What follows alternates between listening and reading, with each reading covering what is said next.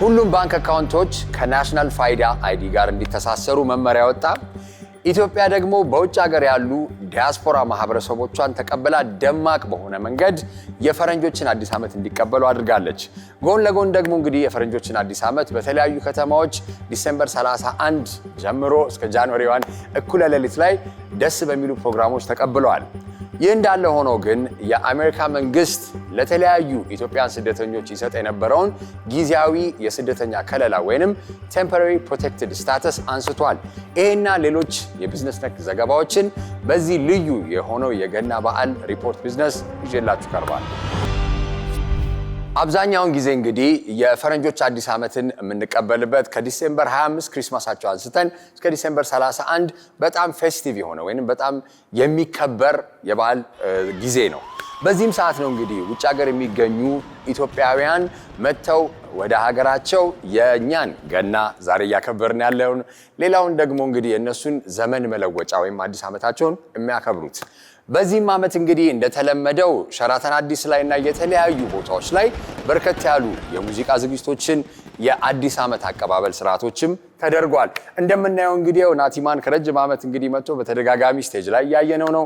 ሸራተን አዲስ ላይ ደግሞ ትልቅ የአሜሪካዊ R&B ሲንገር ወይንም ቮካሊስት ድምፃዊ ሆነው ትሬ ሶንግስ መጥቶ ነበረ። ይሄንንም ፕሮግራሞች ደማቅ በሆነ ሁኔታ ሸራተን አዲስ ተካሂዷል።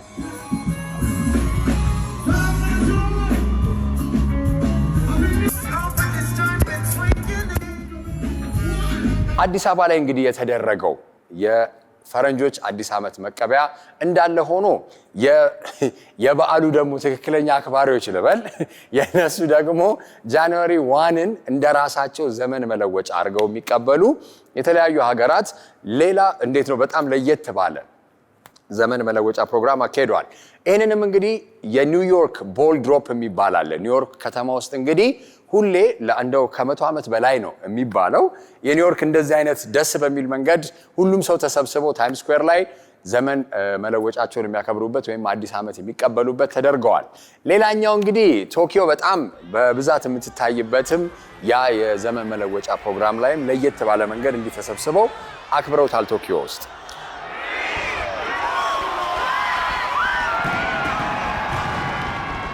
ሌላኛው ደግሞ አሁን ከቅርብ ጊዜ ወዲህ ዱባይ በጣም እድገት ካስመዘገበች በኋላ የተለያዩ የሆሊውድ ፕሮዳክሽኖች እየተካሄዱ እንደ ቱሪስት መዳረሻ ሆኖ ብዙ የውጭ ሀገር ዜጎችን ወደ ሀገር እያስገባች ነው። ይሄኛውን ደግሞ የ2026 ዘመን መለወጫ ሲቀበሉ 48 የሚሆኑ ርችቶችን ከ40 በላይ ሎኬሽኖች ወይም ቦታዎች ላይ ተፈቅደው የተለያዩ አይነት መሰረተ ልማቶች ተዘጋጅተው በደማቅ ሁኔታ 2026ን ዱባይ ውስጥ የተቀበሉ ዜጎች ነበሩ።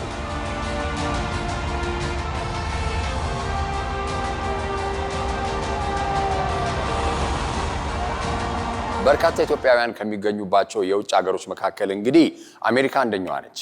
አሜሪካን ስንመለከት በርካታ ስቴቶች ውስጥ ከ20-30 ዓመት በፊት ኑሯቸውን መስርተው የሚኖሩ የተለያዩ አይነት ስራ ላይ ተሰማርተው የሚገኙ ኢትዮጵያውያን አሉ። ከቅርብ ጊዜ ወዲህ ግን የትራምፕ አድሚኒስትሬሽን ከመጣ በኋላ ወደ ስልጣን የተለያዩ አይነት ስደተኞች ላይ የሚያወጣው ህግ ኢትዮጵያውያንንም ሌሎችንም ዜጎችን ጥያቄ ውስጥ እየከተተ ነው። ባሳለፍነው ወር እንግዲህ ደግሞ የተደረገው ቴምፖራሪ ፕሮቴክትድ ስታተስ የሚለው ወይም ቴምፖራሪ ፕሮቴክሽን ስታተስ የምንለው ስደተኞች ሀገራቸው ላይ ባለው አስከፊ የፖለቲካ ስርዓት ወይንም አለመረጋጋት አሳይለም ወይንም የስደተኝነትን ወረቀት የሚጠይቁበት ነው። ይህንንም ወረቀት እንግዲህ ለተለያዩ ሀገራት ከልክሏል። ክሪስቲ ኖኤም እንግዲህ የሆምላንድ ሴኩሪቲ ዋና አስተባባሪ ሲሆኑ እሳቸውም እንዳሉት በአጠቃላይ ኢትዮጵያ ውስጥ ያለው ነባራዊ ሁኔታ ለቴምፖራሪ ፕሮቴክትድ ስታተስ ኢትዮጵያውያንን አያበቃም ነው። ለምን ሀገሪቷ ተረጋግታ ስራ እየተሰራ ጥሩ የሆነ ኢኮኖሚ እንቅስቃሴ እያለ ስለሆነ ይሄንን አይነት ለስደተኞች በፖለቲካ መሰረት ያደረገ ክልከላ ወይንም ጥበቃ አናረግም ብለዋል። በዚህም እንግዲህ ወደ 5000 የሚሆኑ ኢትዮጵያውያን ወረቀታቸውን እየጠበቁ ያሉ ወደ ሀገራቸው እንዲወጡ 60 ቀን ብቻ ተሰጥቷቸዋል። ድሮ ጓደኞቻችን ጋር ፔንፓል የሚባል ነገር ነበረ። ደብዳቤ እንጽፍና እንልካለን። የሆነ ከሳምንት በኋላ ይደርሳል፣ እነሱ ያነባሉ፣ ከዛ ደግሞ መልሰው ይጽፋሉ፣ እኛም ደግሞ እንቀበልና ይሄ ነገር ራሱ ፕሮሰሱ በጣም ረጅም ነበር። ግን ደስ የሚል የራሱ የሆነ ደግሞ ትዝታ አለው።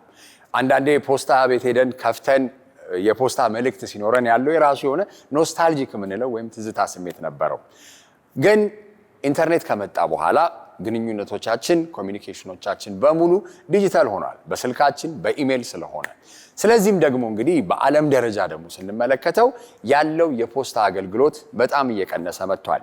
በዚህ ምክንያት ነው እንግዲህ ዴንማርክ ባሳለፍነው ወር ከ400 ዓመት በኋላ የመጨረሻውን ደብዳቤ ራሱ ፖስት ኖርድ የሚባለው የፖስታ አገልግሎት ሰጪ ለደንበኞቹ በመላክ የመጀመሪያ በዓለም ላይ የመጀመሪያ የፖስታ አገልግሎትን ያቋረጠች ሀገር የሆነችው።